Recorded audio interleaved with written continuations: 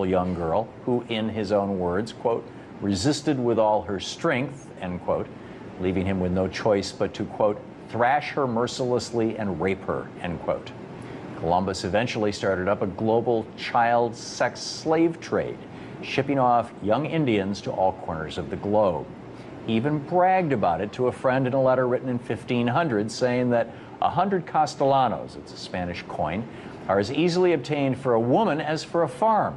And it is very general, and there are plenty of dealers who go about looking for girls.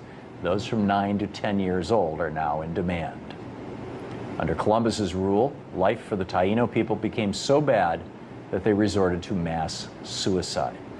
25 years after Columbus had arrived in Hispaniola, the Spanish missionary Pedro Cordoba wrote that as a result of the suffering and hard labor they endured, the Indians choose and have chosen suicide.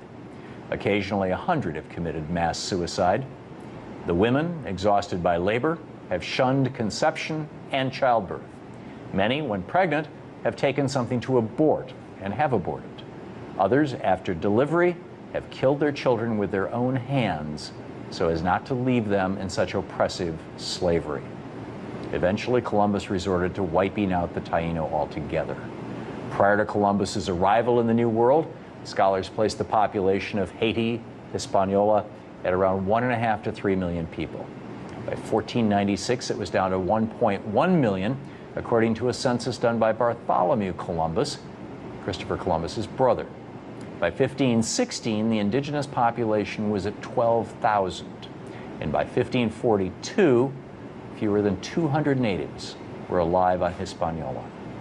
By 1555, every single native was dead, every last one.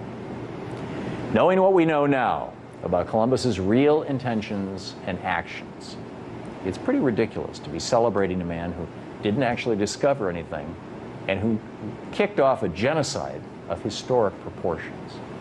If Columbus was robbing, raping, and pillaging Western Hemisphere island nations today, we'd probably be bombing him from the air. It's time to put the shameful history of Columbus and his enslavement and murder of Native Americans behind us, and instead start celebrating the indigenous peoples who called the Americas home long before Columbus ever set sail.